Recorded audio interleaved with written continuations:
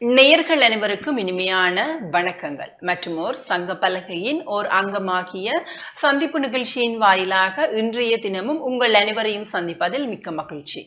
எங்களுடைய இன்றைய நாளுக்கான சந்திப்பு நிகழ்ச்சியானது சென்ற வாரமும் எங்களுடன் பயணித்த எழுத்தாளர் ஸ்ரீரங்கன் அவர்களுடன் தான் இன்றைய நாள் இந்த நிகழ்ச்சியும் தொடரப்போகின்றது. அவரையும் நிகழ்ச்சியின் வாயிலாக உள்ளிருத்துக் கொள்ளலாம். வணக்கம் சார். வணக்கம். சென்ற வாரத்தின் தொடர்ச்சியாக இன்றைய நாளிலுமே உங்களை சந்திப்பதுல மிக்க மகிழ்ச்சி. இன்றைய நாள் இந்த நிகழ்ச்சியானது நீங்கள் எழுதி வெளியிட்டிருந்த உங்களுடைய 2 சிறுகதை தொகுப்பு பற்றியதான ஒரு அனுபவ பகிர்வாகத்தான் இருக்க போகின்றது. அந்த வகையில் உங்களுடைய முதலாவது சிறுகதை தொகுப்பு கட்டாயம் சொல்லியாகணும் சிவப்பு கோடு என்று பெயரிடப்பட்டுள்ள இந்த புத்தகம் தான் உங்களுடைய முதலாவது சிறுகதை தொகுப்பாக இருக்கின்றது. இந்த பெயர் வைப்பதற்கான காரணம் என்ன? சிவப்பு கோடு அந்த பெயரே கொஞ்சம் வித்தியாசமாக இருக்கின்றது. அந்த காரணம் என்ன சார்? நிச்சயமாக நான் ஆரம்ப பதிவிலையும் சொல்லியிருப்பேன். நான் என்னுடைய முதல் நியமனம் வன்னி பிரதேசம். அப்போ வன்னி பிரதேசத்துக்கு போகும் பொழுது நாங்கள் முகமாலை என்ற அந்த அவர்களுடைய பாதை வழியாக தான் செல்ல வேண்டும். அப்பொழுது அதில் சொன்னது போல இராணுவம் புலிகள் இரண்டு சேராரும் பக்கம் பக்கமாக இருக்கும் இடத்துக்களாலே நாங்கள் போய் வருவது என்பது ஒரு கடினமான ஒரு பயணமாகத்தான் இருந்தது. ஏனென்று சொன்னால் நாங்கள் போய் வர காலம் யுத்தம் நீர்புத்த நெருப்பாக யுத்தம் வெடிக்கிற காலமாகத்தான் இருந்தது. அப்பொழுது அந்த நாங்கள் அதிகாலை யாழ்ப்பாணத்திலிருந்து வெளிக்கிட்டா பேருந்து நாங்கள் யாழ்ப்பாணத்துக்கு வந்து சேர சூரியன் அஸ்தமனம் ஆயிடும். இருண்டாப்புறம் தான் நாங்கள் வருவோம். அந்த போய் வார நேரம் இடைவெளியில் உண்மையிலேயே எங்களுக்கான உயிராபத்துக்கள் ஏற்படக்கூட காணாமற் போதல் கூட அங்கே இருந்தது. அப்ப அவ்வாறான சந்தர்ப்பத்தில் நாங்கள் பயணம் செய்து அந்த காலப்பகுதியில நாங்கள் எங்களுடைய கடமையை செய்வதற்காக சென்று வந்தோம். அந்த காலத்துல நாங்கள் அப்படி போய் வரும் பொழுது பாடசாலைகள்ல அடிக்கப்படுகின்ற சிவப்பு கோடு, அதாவது ரெட் லைன் என்று சொல்வார்கள். நாங்கள் போய் வரவு பதிவுல கையொப்பம் இடும் பொழுது இவர் பிந்தி வருவார்களாக இருந்தால் அது ஒரு சிவப்பு கோடு அடிப்பார்கள். அப்பொழுது நான் உண்மையிலேயே அதை சொல்லியாக வேண்டும். இப்போ நான் உங்களுக்கு முதலே சொல்லியிருக்கேன், நான் 4 மணி 4:30க்கு நித்திரையால் எழும்பி அந்த பயண அலுவல்கள் இந்த பாடசாலை அலுவல்களை முடித்து கொண்டு நாங்கள் 6 மணி பஸ் பிடித்து முகமாலை போய் முகமாலையில இருந்து வன்னி பிரதேசம் போறதுன்றது உண்மையிலே ஒரு பைரத பிரயத்தனம். அது உண்மை இலகுவான விடயம் அல்ல. இப்போ இதுல இங்க யாழ்ப்பாணத்துல ஏறி கிளிநொச்சி டவுன்ல இறங்குற விஷயம் அல்ல. அந்த யுத்த காலத்து அந்த பயத்தோட அந்த பிரச்சனைக்குள்ள நாங்கள் முகம் கொடுத்து போய் அங்க போகும் பொழுது எங்களுக்கு முன்னாலே அந்த சிவப்பு கோடு அடித்திருந்தால் மனதில் எவ்வளவு இந்த வலியை சுமக்க வேண்டி இருக்கு. அந்த வலிக்காகத்தான் இந்த சிவப்பு கோட்டை எழுதினேன். அந்த சிவப்பு கோடு அதுக்காக மாத்திரம் எழுதவில்லை, நான் முன்னரும் சொல்லியிருந்தேன். இப்பொழுது இங்க இப்ப நீங்கள் கேட்டு நீங்கள் அறிந்திருப்பீர்கள், அந்த வன்னிக்கு இடமாற்றம் என்று சொல்லும் பொழுது எல்லாரும் ஏதோ எங்களை கொண்டு எங்கேயோ காட்டுக்குள்ள விடுறாங்க அந்த இதோட அந்த ஒரு பெரிய ஒரு போராட்டத்தை செய்து அல்லது பிரச்சனை எடுத்து இங்காலேயே தாங்கள் நிற்க வேணும் என்று அடம் பிடிக்கின்ற சில ஆசிரியர்கள், எல்லாரும் இல்லை, சில ஆசிரியர்கள் இருக்கும் பொழுதும் அவர்கள் இந்த புத்தாதை வாசிக்கும் போது தெரியும், அடடா இது என்ன அப்படியெல்லாம் போயிருக்கிறாங்க, இது என்ன சின்ன வேலையே, நாங்கள் போய் வர்றது இலகுவா இருக்குமே என்ற பல நோக்கத்தோடு தான் இந்த சிவப்பு கோடு என்ற ஹெடிங்கில் அந்த கதையை எழுதினேன். இப்போ சிவப்பு கோடு என்று சொன்னா நாங்கள் எல்லாமே ஆபத்தான விளிம்புல நாங்கள் போய் வந்திருக்கின்றோம். நிச்சயமாக அப்படி உங்களுடைய அந்த ஆபத்தின் விளிம்பு நிலையில எழுந்த உங்களுடைய மனதில் எழுந்த விடயங்களை இந்த சிறுகதை தொகுப்பின் வாயிலாக நீங்களும் கூறியிருக்கிறீர்கள். சிறியதாக 12 சிறுகதைகள் இந்த நூலிலே இடம்பெற்றிருக்கின்றது. அதுல ஒரு சில கவிதைகளை நான் சொல்லி, அதாவது மன்னிக்க வேண்டும், கதைகளை சொல்லி ஆகணும். வாழ்க்கை வாழ்வதற்கே என்ற ஒரு தலைப்புல ஒரு சிறுகதை ஒன்று எழுதியிருக்கிறீர்கள். இது நிச்சயமாக இந்த தலைப்பு என்ன ஒரு கவர்ந்த தலைப்பாக இருக்கின்றது. வாழ்க்கை என்பது வாழ்வதற்கு தானே என்ற மாதிரிக்கு தான். அந்த சிறுகதை தொடர்பான அனுபவத்தை கூறுங்க. நிச்சயமாக நான் இப்ப நீங்கள் பார்க்கலாம், இப்ப எங்களுடைய பத்திரிகைகளில் நாங்கள் பார்க்கும் பொழுது எத்தனையோ தற்கொலைகள், அதாவது இளவயது தற்கொலைகள் அதிகமாக காணப்படுகின்றது. எங்கள் சமூகத்துல காணப்படுற மிகப்பெரிய ஒரு பிரச்சனை, தீர்வு காணப்படாத பிரச்சனையாக தான் நான் அதை பார்க்கின்றேன். இந்த தற்கொலைகள் இளவயதுல அந்த தற்கொலைகள் செய்யும் பொழுது என்னுடைய கதை இந்த வாசிக்கும் பொழுது அதைத்தான் அதை எதிர்பார்க்கிறேன். இதுல ஒரு வயதான ஒரு முதியவர், ஒரு 75-80 வயது முதியவர் தனியாக, அதாவது தன்னுடைய பிள்ளைகள் வெளிநாட்டில் இருக்கும் போது அவர்கள் வருகைக்காக காத்திருக்கிறார். அவர்கள் எப்பொழுதெல்லாம் வருவார்களோ அப்பொழுதெல்லாம் தான் அவர்களுக்கு தேவையான இங்கத்தைய பணிவிடைகள், அதாவது அங்கிருந்து வாரவர்கள் தெரியும், இங்கத்தைய விளை மீன் சாப்பிட வேண்டும், இங்கத்தைய ஊர்கோழி சாப்பிட வேணும், இங்கத்தைய நாட்டு கிடை சாப்பிட வேண்டும் என்று வெளிநாட்டிலிருந்து வாரவர்கள் அதுதான் விரும்பி வருவார்கள். அதே எல்லாத்தையும் அவர் மனதில் பதித்து, என்னுடைய மகன் வர வேணும், பேரன் வர வேணும், நான் அவர்களுக்கு அதெல்லாம் செய்ய வேண்டும் என்று தன்னுடைய வாழ்க்கையை அவருடைய 70 வயதானாலும் கூட தான் இன்னும் பல காலம் வாழ வேண்டும் என்ற மன வலிமையோடு தன்னுடைய வாழ்க்கையை தொடர்வதா, தனியாக இருந்து கொண்டு தன்னுடைய வாழ்க்கையை தொடர்வதாக அந்த கதையை கூறி செல்கின்றேன். அதுதான் வாழ்க்கை வாழ்வதற்கே. வாழ்க்கையை நாங்கள் முடித்து கொள்ளக்கூடாது. அது முடிந்த அளவுக்கு நாங்கள் அதை வாழ்ந்து முடிக்க வேண்டும், வாழ்ந்து காட்ட வேண்டும். அதான் வாழ்க்கையை வாழ்வதற்கு.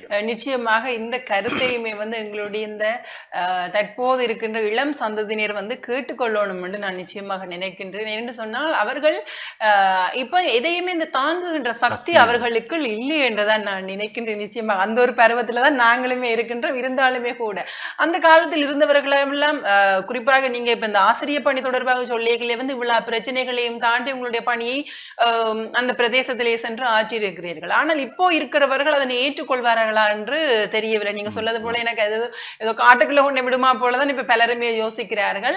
நாங்கள் பழகி கொள்ள வேண்டும். எங்களுடைய வாழ்க்கை என்பது நாங்கள் பிறக்கிற ஒவ்வொரு மனிதருக்குமே மரணம் என்பது எழுதப்பட்டுகின்ற ஒரு விதிதான். அது நடக்கின்ற நேரத்தில் தானாக நடந்து கொள்ளும். அது வரைக்கும் இருக்கின்ற அந்த காலத்தை நாங்கள் எங்களுக்காகவும் எங்களுடைய குடும்பத்துக்காகவும் எங்களுக்கு சுற்றி உள்ளவர்களுக்காகவும் வாழ பழகி கொள்ள வேண்டும் என்று நினைக்கிறேன். இந்த கருத்தை எல்லாருமே ஏற்றுக்கொள்வார்கள் என்று நினைக்கின்றேன்.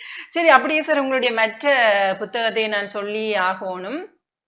திக்கற்றவர்கள் என்று நீங்க பெயரிட்டுள்ள இந்த புத்தகம் தான் உங்களுடைய 2வது சிறுகதை தொகுப்பாக இருக்கின்றது. இந்த ஒரு நூலிற்கு நீங்க இப்படி திக்கற்றவர்கள் என்று பெயர் வைப்பதற்கு என்ன காரணம்? யாரை அந்த திக்கற்றவர்கள் என்று யாரை குறிக்கின்றீர்கள்? நிச்சயமாக இப்ப திக்கற்றவர்கள் என்று சொல்லும் பொழுது இது எங்களுடைய அதாவது நான் அது இந்த புத்தகத்துக்கு நான் சமர்ப்பணம் செய்யும் பொழுது அதில் குறிப்பிட்டிருக்க எங்களுக்கு பார்த்தால் தெரியும்.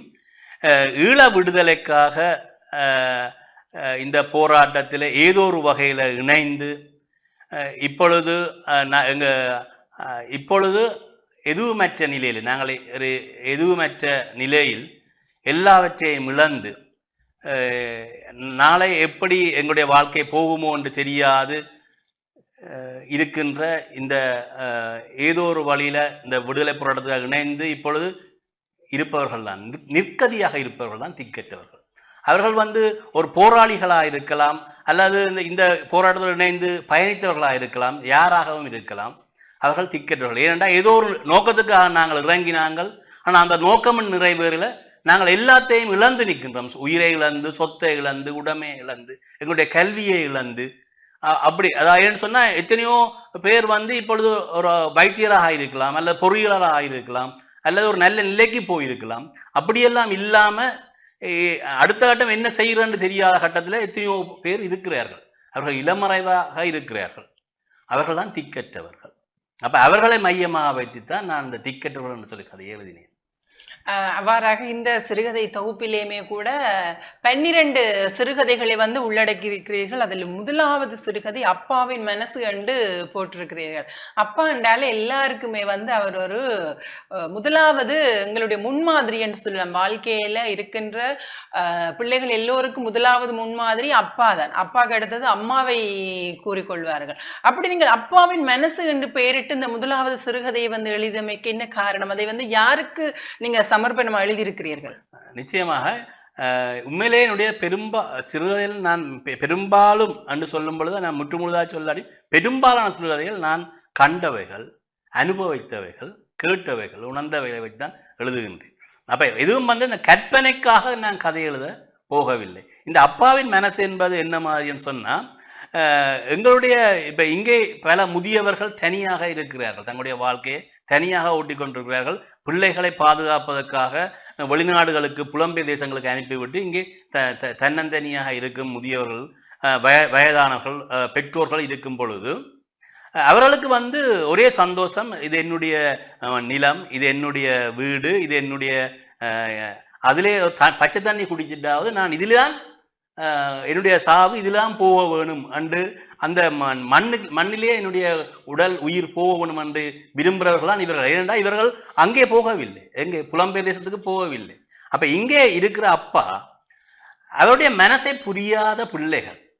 அப்ப பிள்ளைகள் என்ன செய்யணும்? பிள்ளைகள் வரையினம் இவ்வளவு தேசம் கிடக்குது, இந்த இந்த அவருடைய தோற்றங்கள் துறவுகளை நாங்கள் எடுத்து இது ஏதோ ஒரு வழியில நாங்கள் ஏதோ ஒன்றை கட்டி நாங்கள் அதை இப்ப ஒரு கல்யாண மண்டபத்தை கட்டி நாங்கள் அதை பெரிய அளவுல வாடகைக்கு இதுக்கு கொடுத்தா எவ்வளவோ உழைக்கலாம்.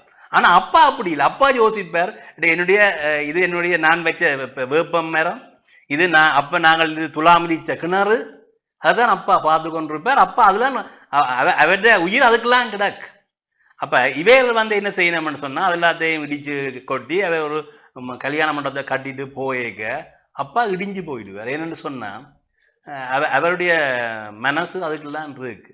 அப்ப அவர் தோட்டம் செய்த காணிக்குள்ள நாளைக்கு ஒரு கல்யாண மண்டபமோ அல்லது ஒரு கடத்தொகுதி வரைக்குள்ள அது அவரால் தாங்க முடியாது. அப்ப அப்பாவின் மனசை அவர்கள் புரிந்து கொள்ளவில்லை.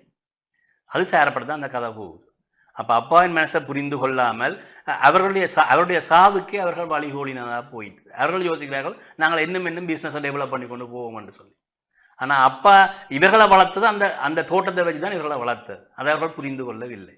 அப்பாவின் மனசை யார் புரிந்து கொண்டார்கள் என்ற சேரப்பட அந்த கதையை எழுதியுள்ளேன். நிச்சயமாக அந்த கதையை கேட்கல எனக்குமே ஒரு தூண்டுது. நான் அந்த கதையை ஒருக்கா வாசிக்கணும் அப்படின்னு நினைக்கிறேன். நான் பிறகு அதை வாசிக்கலாம்.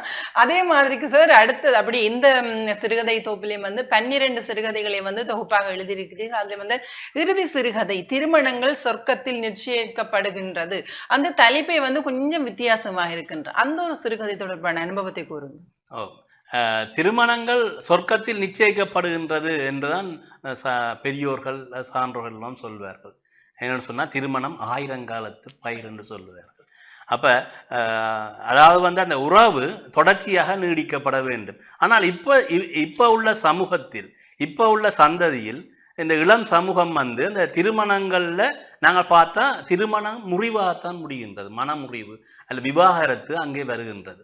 நான் சமீபத்தில் என்னுடைய ஒரு நண்பர் ஒருவருக்கு நீதிமன்றத்தில் ஒரு சின்ன ஒரு கையெழுத்து போடுவதற்காக சென்றிருந்தேன். அது அந்த இப்ப மோட்டார் சைக்கிள் அந்த போக்குவரத்துல ஒரு சின்ன ஒரு இதால அப்புறம் நான் கையெழுத்து போட போய் நிற்கும் பொழுது காவல் காத்திருக்க வேண்டியா இருந்தது. அப்பொழுதுதான் பார்த்தேன் முழுக்க அந்த வார இளம் சந்ததியினர், அதாவது பிள்ளைக்கு பார்த்தா 25 வயசு இருக்கும், படியனுக்கு பார்த்தா 28 வயசு இருக்கும், எல்லாம் பார்த்தா விவாகரத்து. நான் இருக்கும் பொழுதே அந்த இடத்துல ஒரு 30 விவாகரத்து கூப்பிட்டிருப்பார்கள். கூப்பிட்டா அவர்கள் இவர் அந்த படியை கட்டுகின்றார், காசு கட்டுகின்றார். அவர் அந்த லோயர் வாங்கி இந்த பிள்ளையிடம் கொடுக்கின்றார். இந்த பிள்ளை இவர் 2 பேரும் பிரிந்து செல்கின்றார்கள். அவர்களுடைய வயதுக்கு அந்த திருமண முறிவு மிக இலகுவான விடயமாக இருக்கின்றது. பார்த்தா என்னன்னு சொன்னா யாரும் ஒரு சின்ன, நீங்கள் அப்போ குறிப்பிட்டது போல யாரும் ஒரு சின்ன ஏமாற்றத்தையும் தாங்குகிற மனநிலையை அவர்களிடம் கொடுக்க இல்லை. அவர் சொல்லுவார்கள் விட்டு கொடுப்பு, புரிந்துணர்வு, இதுகள்லாம் எங்கள் திருமண வாழ்க்கையில தேவை என்று சொல்லி. அதாவது ஆனா இங்கே விட்டு கொடுப்பும் இல்லை, புரிந்துணர்வும் இல்லை. உடனடியாக டிவோர்ஸ், ஒரு 3 மாதத்திலேயும் டிவோர்ஸ் எடுக்கிறார்கள், 6 மாதத்திலேயும் டிவோர்ஸ் எடுக்கிறார்கள். அப்ப நான் போகும் பொழுது பார்க்கும் பொழுது எனக்கு பயங்கர உண்மையிலே நான் கேள்விப்பட்டிருக்கின்றோம், பேப்பர்ல வாசிக்கின்றோம், நேர பார்க்கும் பொழுது பெரிய அதிர்ச்சியாக இருந்தது. எத்தனையோ சோடிகள் விவாகரத்து பெற்று சென்று கொண்டிருக்கிறார்கள், விவாகரத்தில் இருக்கின்றார்கள். அப்பொழுது எனக்கு மனதில் கேள்வி வந்தது, உண்மையிலேயே திருமணங்கள் சொர்க்கத்தில் தான் நிச்சயிக்கப்படுகின்றதா? அப்ப அதை வச்சுதான் அந்த கதையை எழுதினேன். திருமணங்கள் சொர்க்கத்தில் நிச்சயிக்கப்படுகின்றதா? அது ஒரு ஐய வினா மாதிரிதான் அதை குறிப்பிட்டிருக்கின்றேன். நிச்சயமாக உங்களுடைய அனைத்து சிறுகதைகளுமே உங்களுடைய உள்ள குமுறல்களாகத்தான் இருக்குது என்று நினைக்கின்றேன். நீங்கள் தொடர்ச்சியாக இன்னும் பல சிறுகதை தொகுப்புகளை எங்களுக்காகவும் எங்களுடைய மக்களுக்காகவும் உங்களுடைய வாசகர்களுக்காகவும் நீங்கள் இன்னும் எழுதி வெளியிட வேண்டும் என்று சொல்லி நாங்களுமே வாழ்த்துக்களையும் தெரிவித்துக் கொள்கின்றோம். வாழ்த்துக்கள் சார். நன்றி. நல்லது நேயர்களே, இன்றைய நாளிலும் எங்களுடைய எழுத்தாளர் ஸ்ரீரங்கன் ஆசிரியருடைய இந்த சிறுகதை தொகுப்பு தொடர்பாக தான் பல விடயங்களை கலந்து ஆலோசித்திருந்தோம். தொடர்ச்சியாக இந்த நிகழ்ச்சியின் தொடர்ச்சியாக அடுத்த வாரமும் தொடரும் என்பதையும் கூறிக்கொண்டு இன்றைய நாள் இந்த நிகழ்ச்சியில் இருந்து விடைபெற்று செல்லும் நான் ரோஹிணி அருந்தவ செல்வம். நன்றி நேயர்களே.